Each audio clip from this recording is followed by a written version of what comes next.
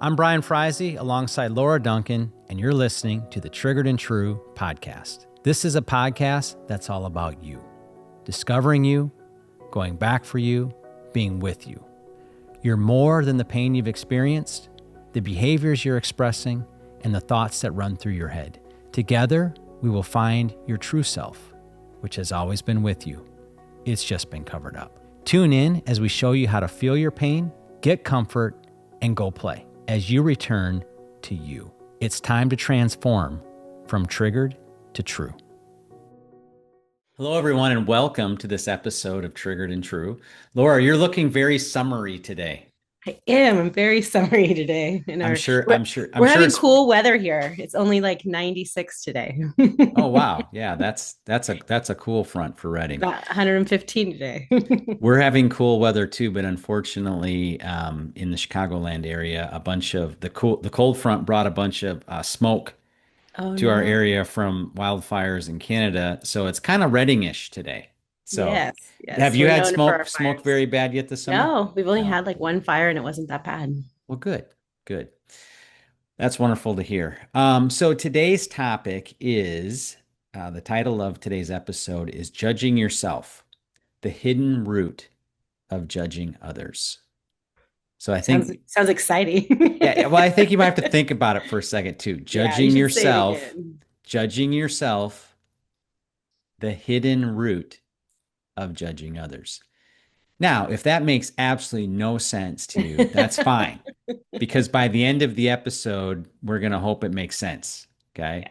So I was going to start off by reading a very popular Bible verse from Matthew 7 that talks about this topic and we're going to kind of break that down a little bit and use that as kind of an intro into this topic. Sound good to you, Laura?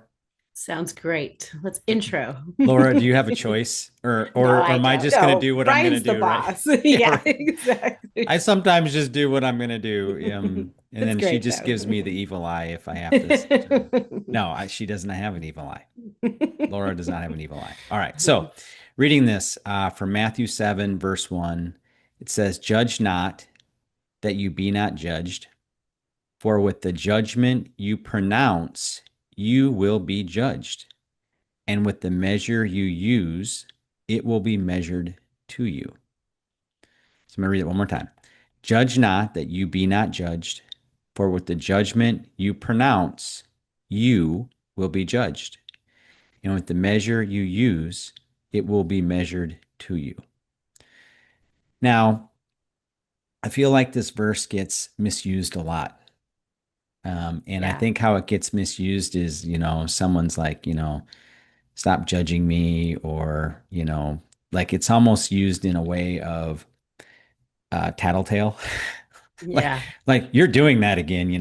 And I think the reality is, though, I think part of the misunderstanding around the verse is that we use the word judge in a lot of different ways in our Hmm. English language. So we are all making judgments all the time.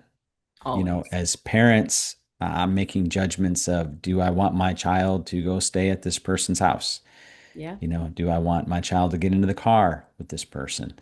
Um, as an employer, I'm making judgments. Is this person going to be a good employee? Do I Yeah. want to hire them? Or should I fire them if they are an employee? Those are all judgments. Yeah. And I really think if you do a word study on the word judge, one of the other words that you could put in there is condemn. Hmm. And I think if you put the word condemn in there in the place of judge, in our English language anyway, I think it gets truer to the heart potentially of what Jesus means by saying this. Yeah. So I'm going to do that. So I'm just going to read it using the word condemn. So condemn not, that you be not condemned. For with the condemnation you pronounce, you will be condemned. And with the measure you use, it will be measured to you. So condemnation has much more of it's more weighty, and it has like this eternal feeling to it. Like you're Hmm. like Yep. damning someone, Yes. and Yeah. that there's kind of all of that going on. So I also historically had read this passage as though, man, I better not have condemnation towards others, because then God is going to have condemnation towards me. Yeah. But just recently when I read it, I was like, wait a second, who's doing the condemning? Mm-hmm. I kind of started to see that potentially this verse is illustrating that I'm on both sides of this coin. Mm. Yeah. I'm doing the condemning of others, and I'm And you're, in turn yeah. condemning myself. Mm-hmm. So, this leads me to something I found in my notes from our one-on-one sessions all those years ago. And you said that I will eventually treat other people the way that I treat myself. Yeah. The trigger will trip and I will take it out on others. Mm-hmm. So maybe expound on that a little bit. Yeah. So when we are judging ourselves, we're going to be seen through that lens. And so we're actually seeing others in the same way. That's why, coincidentally, a lot of times what other people are judging others for, what people are judging other people for, is actually something they struggle with or they have struggled with, but because we're treating ourselves in judgment or condemnation, we're condemning ourselves in it. We're going to now turn that towards someone else, kind of like a hot potato thing, like I don't want to feel this pain. I don't want to feel whatever way I'm judging myself. And so I'm going to displace it on someone else. So many times, I think I've said this in the past, but when you have like a soapbox that you're on and you're like, this is the only way and this is the right way, and if anyone else thinks differently, then they're condemned, because we actually have pain connected to that soapbox. So we're constantly filtering how we judge others through how we've judged ourselves. Hmm. Yeah, you've definitely talked to me. I remember talking about the soapbox and how, like, if people can catch themselves in the moment whenever they get on that soapbox, it's a signal to look internally. Mm-hmm, exactly. Even if that exact thing isn't it's the judgment around it. You know what I mean? So even if Mm-hmm. you've never done the thing you're judging someone for, you still have something internal that has pain attached to it, that is not seeing people through love judgment. You're seeing people through condemning judgment. And you talk about how this also connects to the knowledge of good and evil. Mm-hmm. So can you share a little bit on that? Yeah. So the knowledge of good and evil is based on what we do. But in the garden, it became personal. Adam and Eve believed that they were evil. Remember how that was one of the that was what God came to them in that moment, which I've said before, that like if my kids just made such a huge mistake as they did, I don't think this would be my first thought. I would be like, what were you thinking? I told you not to. I can't believe you did Well, this. your old self, Yes, like exactly. before the Yeah. compassion method, Yes, no, like exactly. Oh before you yeah, no, totally. It discovered would have and been created the like, compassion method. Yeah. oh no, totally, because I was very, very connected to what you do is who you are without knowing it. And so I would have been judging them, not just judging that they ate the fruit, I'd be judging them. I would be thinking that there was something wrong and bad with them, which is shame.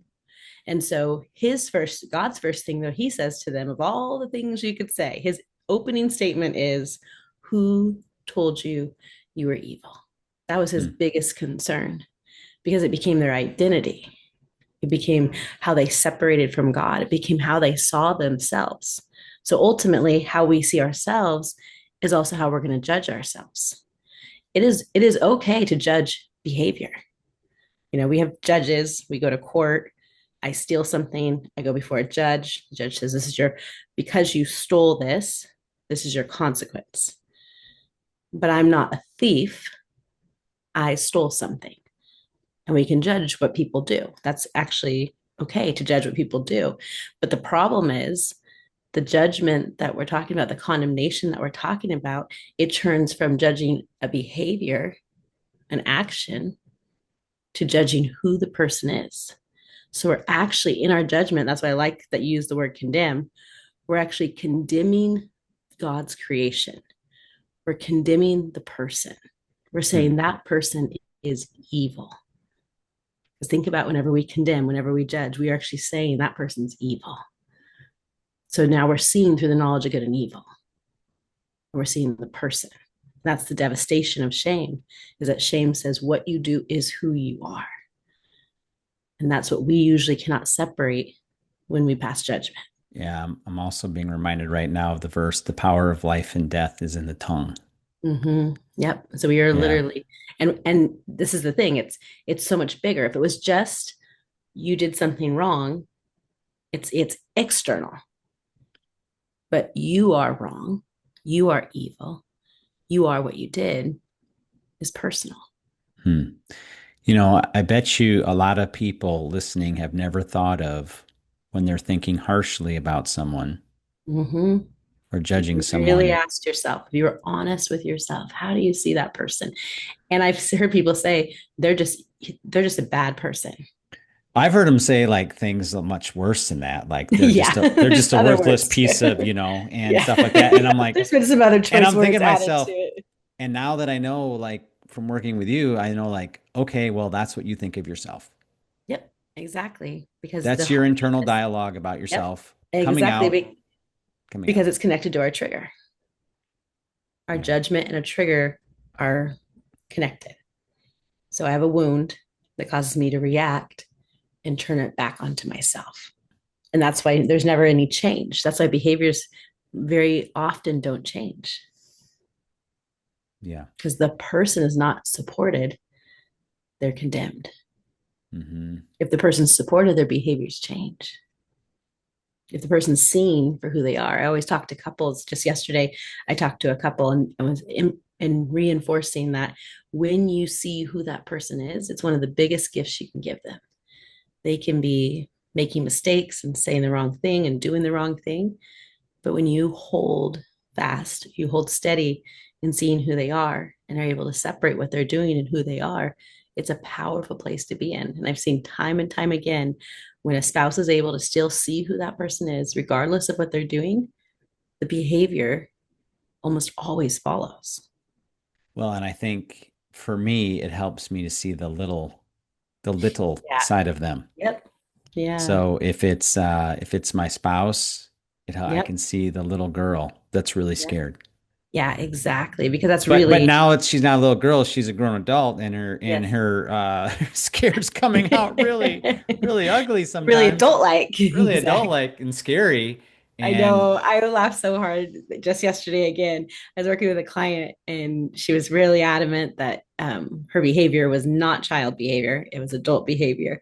And then at the end of the session, she starts giggling and sounds like actually kind of like a kid, starts giggling. And she goes, I don't think I was being very much of an adult, was I? And it made me laugh so hard because she was like adamant. She's like, no, like this behavior, this reaction, this trigger was is justified. not was Like, justified. yeah, it was Exactly. justified. Yeah. Like this is an adult thing. This has nothing to do with my child self, but it always does because the trigger is connected to our amygdala, which is our child brain, our primal brain.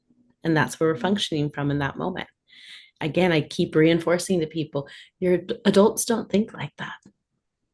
Adults have the luxury and the benefit of a sophisticated brain to be able to reason, to see perspective, to be able to observe, to be able to have understanding. And our amygdala, our child brain doesn't have that. It's not developed. It can't see like that. It can only see what's right in front of you.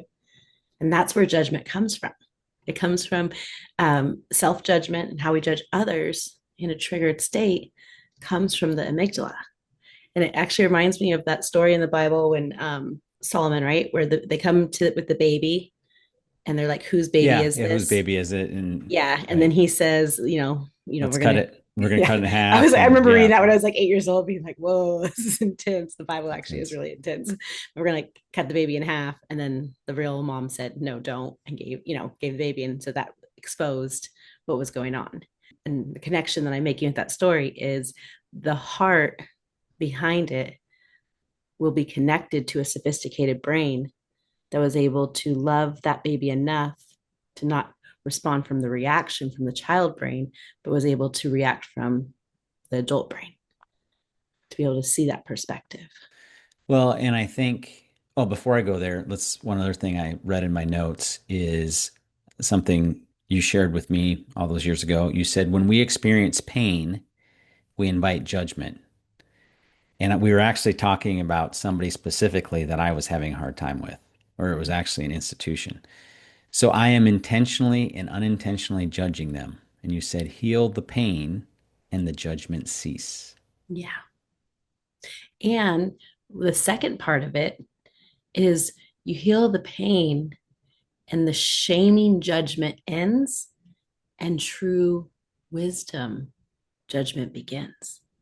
Because, like you said, we're making judgments all day long that are actually meant to protect and to bring righteousness and to bring safety and to bring, the right outcome, or not the right outcome, but how we want things to go. Like, for example, like with our kids and things like that, we are supposed to judge.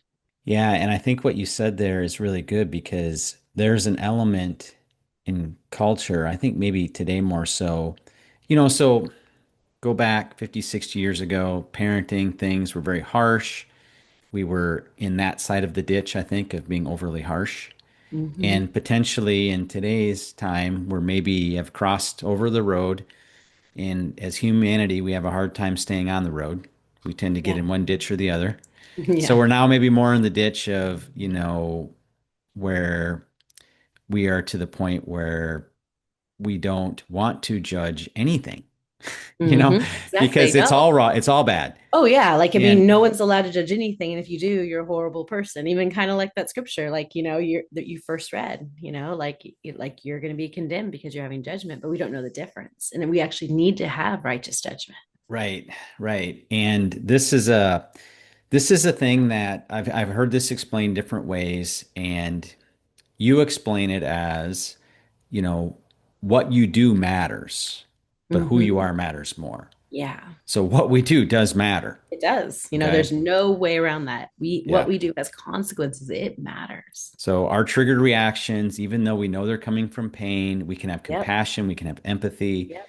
but like there's consequences for that Yep. stuff. Okay. Definitely. So that's the way you say it. I heard a pastor named Rick Joyner. He says it like this. He says, "You must know the kindness and the Mm-hmm. severity of the Lord, Yeah. or you will fall into deception." Yeah. And so, and God disciplines those that he loves. But the thing is, he doesn't do it through shame. No. He doesn't do it through triggered judgment. He doesn't do it through pain. He does it through love. So if you actually took like the love chapter in the Bible and that was your preface for judgment, is that the right word? I think so. That's what you did before you Yeah. judged. Yeah. Sorry, my mind was like, "Is that weird?" How you Well, spell words sometimes there's you don't that, interpret. there's totally that, Yeah. and that's beautiful. But in your framing, if you're okay, Yep. if you're clear-minded, Yep.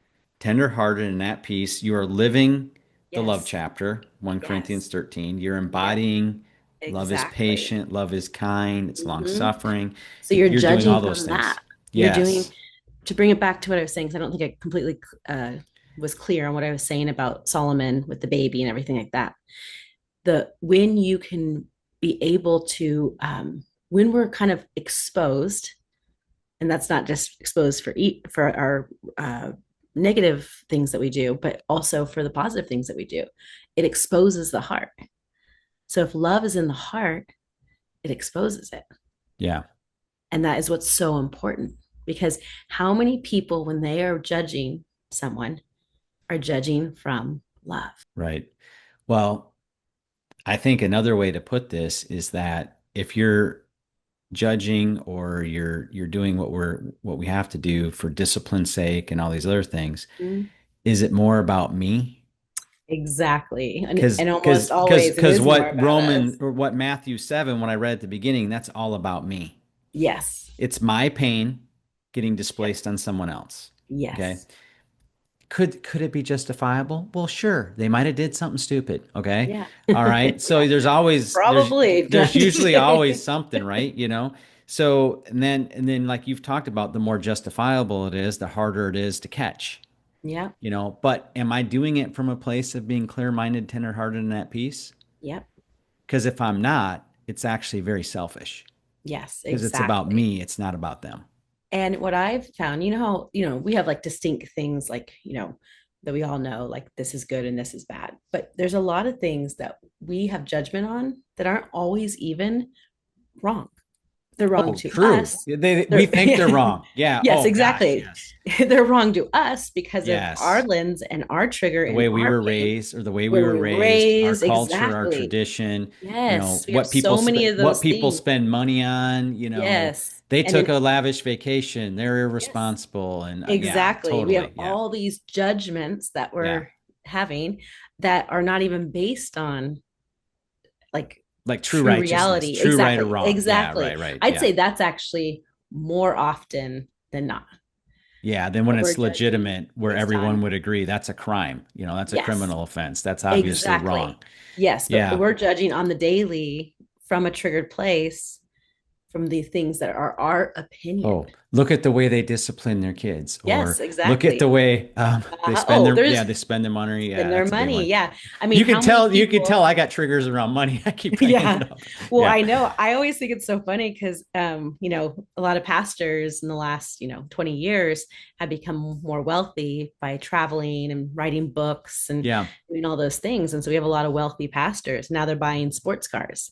Yeah. And we have a church, here in Reading that the main pastors both got like sports cars.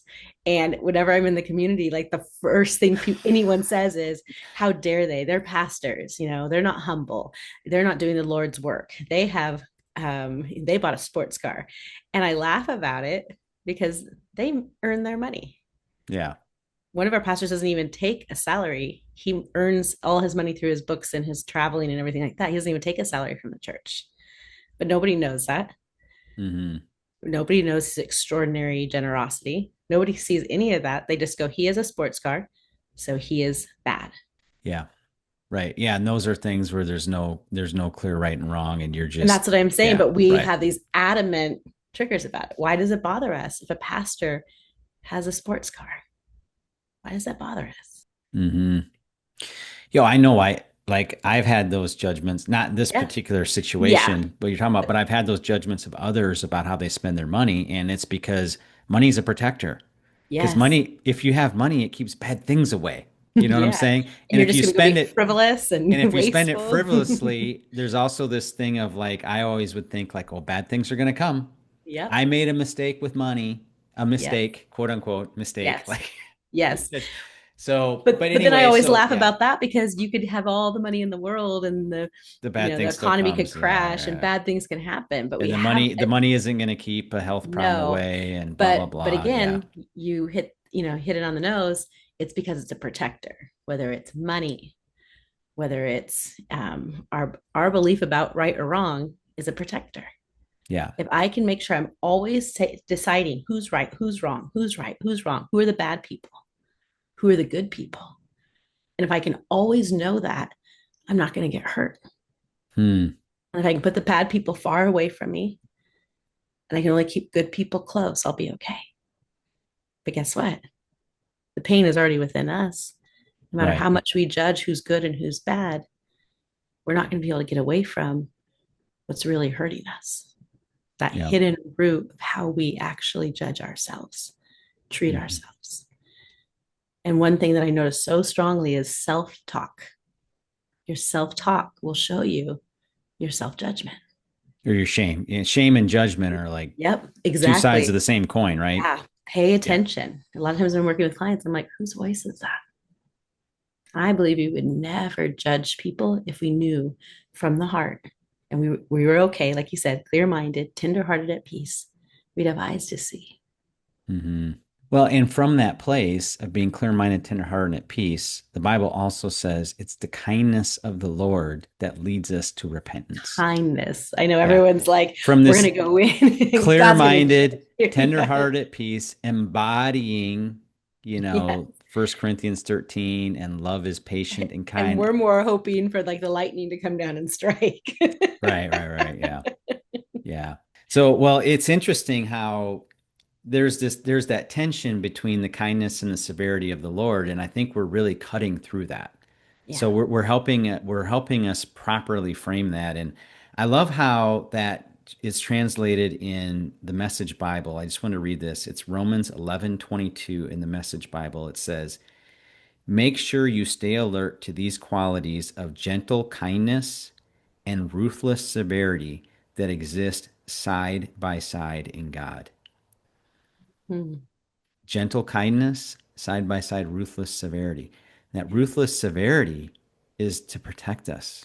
Yeah, exactly. Like I think he of it is like like the the ultimate mama bear, protector. Oh, like the that's mama what it's bear, right? Exactly. and and it feels like it's coming at us, but it's actually God protecting us from that because it's going to hurt us. And it's designed to lead to repentance. So if we don't ever judge or ever make Hmm. judgments and discipline those situations, we are not helping lead people to repentance. No, we're not. We're But keeping people actually stuck in it. but Repentance is the doorway out. but it starts with us. We got to do the hard Mhm. work first. Exactly, 100%. And I look at judgment a lot like forgiveness. When we judge others, we hurt ourselves. When we say an unforgiveness, we hurt ourselves. When you think of someone in your mind that's a difficult person for you, it releases cortisone into your system. A fight or flight comes up. You feel scared or you feel angry or you feel something connected to that person. And so we end up actually hurting ourselves by staying in that cycle of unforgiveness. Right. So forgiveness is first for us and then for others. Judgment is the same. Judgment, when we judge from our pain, it hurts us, Yeah. causes us to become bitter, resentful, causes us not to be able to see clearly. So it's the same thing. When we judge others, we're actually hurting ourselves because ultimately we're judging ourselves in that same way. I heard this thing that you're talking about once described as unforgiveness is like drinking poison and hoping the other person gets sick. Yep. And that's the same thing. Judging others, hoping that they feel that judgment, but it's actually poison. It's hurting Judgment's you. poison, unforgiveness is poison. And in our sessions, one of the other things we talked about was some harsh judgment I had towards myself, towards how I parented my children. Mm-hmm. And one thing you said that was really kind of eye-opening, you said, in my judgment of myself, I am not coming near my children in their pain. Yeah. It It's separates. it blocks me from being Mm-hmm. with them. Exactly. And that's the same for all. We cannot, so compassion is being with a person in their pain, but we cannot be with another person. We can actually cannot give true compassion if we're in judgment, self Hmm. or others. Yeah. Yeah. So a lot of times what I'll say is, people go, I don't judge myself like that. I'm judging them because they're doing X, Y, or Z. And I always say, like, whatever bothers you about somebody else, whatever you judge about somebody else, figure out If why it is takes that you to a triggered place, exactly. No, if you're exactly. like If you're so upset, like, oh uh-huh. my God, I'm just Yep. If so, you're so triggered in that, it's yeah. about you every single time. Take care of that. And then you can be okay to actually bring the love of discipline, bring the love of judgment that comes from our true self. And the hard thing is, and I would say I want to err towards the size of in my judgment of myself and in the not wanting to be, too harsh on other people. I think I probably would tend to be the one that would not want to confront the issue if it's with a loved one. Mm-hmm. And then I'd be like, and then now I'm thinking like, oh, I got to be Mm-hmm. perfectly clear-minded and heart at peace. I'm like, no, wait a second. This is Mm-hmm. planet Earth. Yeah. Yeah. I That's ain't the ever other gonna side of be it. perfectly clear-minded, tender, Yes. heart, and at peace. But Yeah. it's like I love how you put it on a scale. Like, okay, Mm-hmm. it was a level 9 trigger. Mm-hmm. You worked your heart exercise. You did the remote control. You had like a 9 level of triggerment in thinking of judgment or upset about what these people were doing, how they were spending their Mm-hmm. money or whatever it was. Yeah. And you work the process, and now you're 4. Mm-hmm. You're not a 0, you're not a 1, Totally. Yeah, exactly. but you're But at a place where now you can maybe speak truth in love. yes, exactly. Yeah. Even if you can't do it 100%, you're doing it a lot more than you could before. I agree with Yeah. you. And that actually is interesting. That reminded me of, there's people that like don't want to ever judge at all. Right. they're swinging the pendulum on the other side. So we have like the people that thrive that feel so good when they're judging because it feels like it protects them. But then we have the other side of the pendulum, the other side of however you said it, the ditch, Pendulum. Yeah. the Yeah. The pendulum. Yeah, ditch. The this ditch. it's Yeah. it swings the other side where we're not going to judge anyone ever. Right. Right. And a lot of times that comes from our own personal shame, and it's still personal judgment that we're scared of being judged. So we're not going to judge anyone. Mm. Everyone's Well, okay. you know where it is? It's like, well, I've done bad things too. Yes, How exactly. can I How can correct them I? in their bad behaviors, but I've Yes, done bad things too. And I'm like, well, we all have. yes, So like, exactly. And so we end up avoiding it because of shame that we don't want to be found out. The whole imposter thing. We don't want to be found out. So it's like a false form of being okay yeah, that says, I'm not going to judge anyone to protect me from how I really feel about myself. So it's still self judgment in the passivity of not saying anything. yeah. So it can be both That ways. honestly is a bit where our culture has gone here in the I United feel like States that is a anyway. little bit Yeah, stronger. I think we totally. have learned a little bit the harshness of judgment. So we're saying, okay, we don't want to go into that harshness, but now anything goes. Yeah. But then that's chaos. Yeah, that's chaos. And that's not leading anybody to a good place. No, it's not. And Yeah. and And because it's we're still, so guess who it's still all about? ourselves. Ourself. Yep, exactly. We're It's still still trying all to about protect us. ourselves by having no opinion and no thought and no anything about another person. Is still about I mean, ourselves. the more I work this process, Laura, the more it just is like not working your triggers. When I say working your triggers, remote control exercise, work through the Mhm. process is so unbelievably selfish. It really is. And the irony is, a lot of times, one of the biggest Oh, complaints people have gosh. about the compassion method is it's selfish. And Oh I always man, laugh I know so better. It took me hard. maybe, 6 years, 7 years of being in it to realize this, that like not doing the compassion method is the most selfish Exactly. thing you can do because you're dumping your pain all around on other Exactly. people. Hmm. You're, yeah, Yep. I was with a mom of 5 kids yesterday. And when I started out with, you have to take care of you, she goes, it just still feels so selfish. I have 5 kids. They all need me. My spouse needs me. That feels so selfish. well, And you that's ain't got nothing to give if you don't take what, care of you. no, exactly. I said, no, All it's you got is a actually, big old box of yeah, angst. it's a false form of selflessness because Yeah, you're not thriving. You're barely functioning. You're exhausted. That was one of her biggest things. I'm exhausted. I'm like, you're exhausted because you're actually not taking care of you. If you were right. taking care of you, you'd have the energy to raise your family. Not Well, selfish at all. I'd be able to be with my kids in their pain. Yes, exactly. But we're so busy doing that we're not able to actually be with. Oh, this is not completely off topic, but a little bit. Yeah. But I have this awesome example of being with that I wanted to share. Yes. And I want to Because give a shout out to my yeah. son-in-law. Okay. So Aw. so my daughter just had baby number two. So Mhm. she has two under two now. And Wow. actually two under 1.25 because they're Wow. close. Okay. Yeah, that's really close. Yeah. So uh her oldest is when my wife and I were there, we gave her a nickname, FTJ, full time job. That's the oldest. That's the 1 year old. She is crazy. She is just wild. She like is bold and loud and just I love it. she's a comedian. She's all of these things like wrapped into one. And she is a lot of work. Like Yeah. you can't take your eye off her. You Yeah. just can't. Like I remember like I was washing dishes.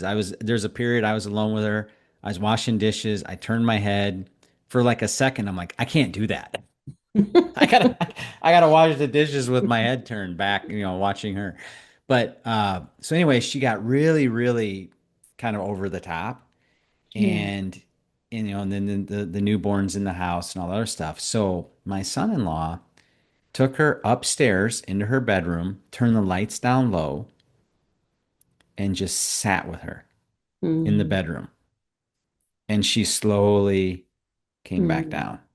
And he Wow. just kind of he limited the amount of toys. Like there's a more limited amount of toys, there's just a more limited amount of stimulus. And he just stayed with her until she came back down. Wow. Cause and then he was talking to my wife about like, how do you discipline a 1 year old? Like, and he talked about how he was disciplined as a kid. And he's like, well, I know that's not necessarily right. And how we did it as us wasn't necessarily right. And my wife's like, no, what you just did with her was perfect. Hmm. You were able to be with her, Wow. and that when I saw that quote about how my judgment of myself was blocking me Yes. from being with my kids in Yes. their pain, you know, Yeah. Because he could have said, I need to get her to stop, which would probably actually intensify those feelings. yes, But instead, he was able to be with her, and that actually led her to repentance. That led her to actually, as a 1 year old can, right? no, you know what I mean. But no, but Right, like, but right. it does though, because she was dysregulated, and he was able to Yeah. help that. And if you really think about it, like most of our behaviors are dysregulated moments. That if someone was with us, instead of judging us from shame, we would actually be able to be helped. And I feel like that is such a good example. I actually don't think that's off subject at all. Yeah. No, I don't think so. And I mean, I'll never forget it that, Yeah. and yeah, how powerful that was. That was huge. Yeah. That's very inspiring and amazing that he's able to do that. And sometimes I think as a parent, and you help me see this too in a different topic, but like sometimes when we get scared, we have to try to get big. Like when we Yeah. feel really Oh, small, we yeah. have to get big. So like some people in their discipline or ever get really, really loud. Yeah. And now I understand from working with you that that has to do with, hey, I'm really scared. I feel really little. But if I get loud, Yeah. I feel big, but Yes. in a very, very, very unhealthy way Yes, because exactly. you're just triggered big, Yeah. So You're triggered big. Exactly. And with a 1 year old, that's not going to work. no, gosh, no. Yeah. Yeah. And then also like with a 1 year old, you talk about this a lot. A 1 year old needs their parent with a capital N to help Yes, them regulate. exactly. And if you can't be with your child, Mhm. that's going to be tough because Yep. they And I would, need you to be there yep. And with to a bring it back, capital N. yes, exactly. And to bring it back to the judgment thing, most parents are feeling self judgment as a parent. Yep. So they're overreacting, like you said, Right. over What getting what are the big. what's everybody thinking of me? My kid's throwing a Exactly. fit. They must think I'm Yes. a horrible parent. Yep. And da, da, And da, you see da. that a lot, like in the grocery stores, where a parent usually can handle it really well, but then they're in a grocery store and everyone's looking, and that judgment of I'm a terrible parent gets so big that they try to squash the child. They get big with it. Yep, They try exactly. to get big. Yeah. Because they're feeling so much judgment on them that they're trying to stop that, to stop the pain of how they're judging themselves. Hmm. I think parenting is one of the number one ways that we judge ourselves because it's so outside of our control many times. And then we're just trying to do whatever we think we're supposed to be doing without being able to actually connect. Well, and we're very connected to the performance of our children. And if they're not performing, Yep. then we're must not be a good parent. Yeah. Yeah. Man, I feel sorry for my kids. I wish if I'd have known some of I this stuff know. now, but Same. I dang. know. I feel especially my older two because they got the least amount of the compassion method and they got the most amount of me feeling frantic in it and doing whatever Yeah. I thought I was supposed to do. I totally agree. I know everything can be healed and I know they can go back and have gift givers come in and be what we couldn't be, but it is Yeah. sad. There's a grief to it. Yeah. Without judgment, without condemnation, we can Totally. actually grieve. I didn't know what I didn't know. And I'm sad I wasn't able to be with them like your son-in-law was able to be. On the self-judgment, one of the things that was really helpful that you said to me a long time ago, and I remind myself of it often. You said, agree with your adversary quickly. Mm-hmm. When Exactly. that self-judgment comes up, it's like, yeah, you're right. I wasn't able to do that. Yeah. But the more You know. regret we live in, the more we have So it's so past judgment. my script is, Yeah. yeah, I wasn't able to do that. I was doing the best I could with what I knew. Yeah. There's more to my story. Exactly. That's not who I am. Mm-hmm.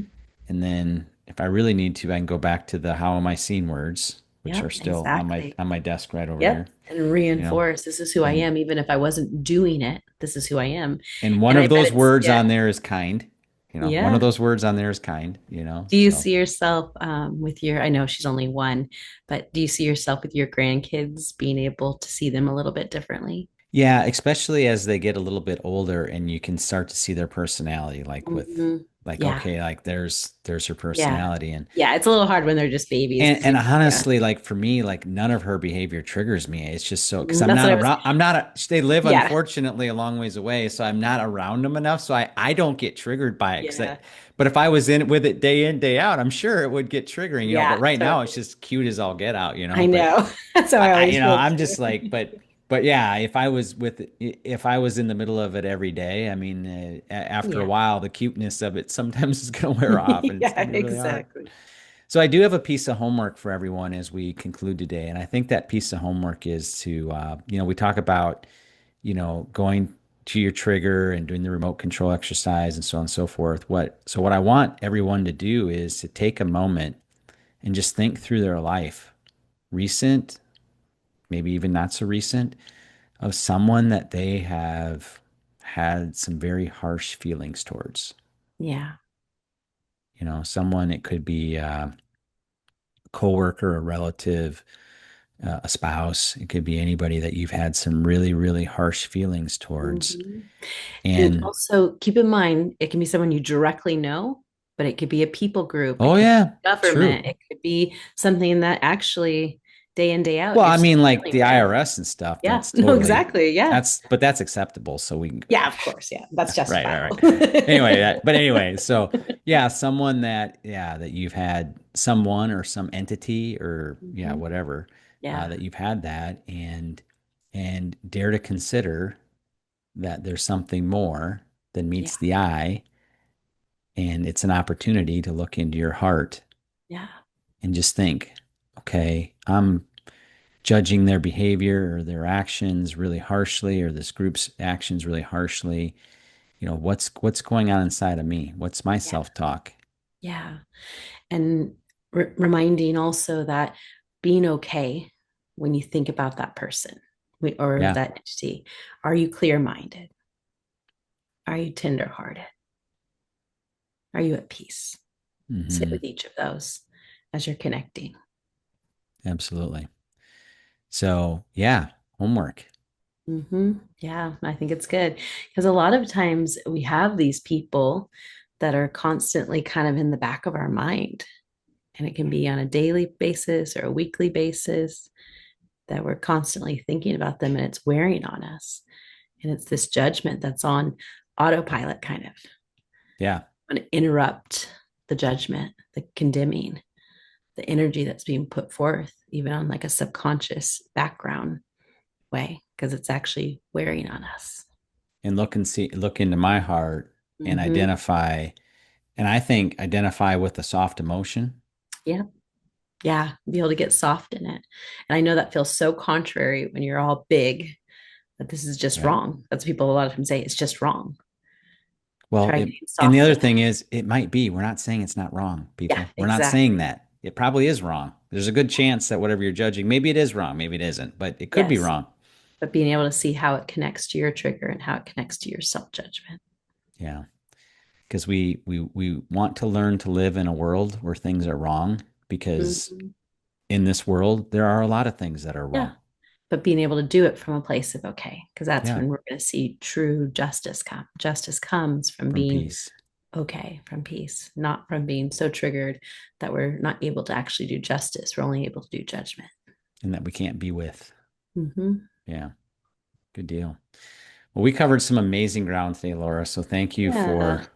Yeah. sharing all of this wonderful wisdom and compassion that's inside of you with all of us. It's been a blessing. So thank you everyone for taking the time Yeah. to See you listen, later, everyone. and make sure you do your homework. Okay. Bye, everyone. Bye bye.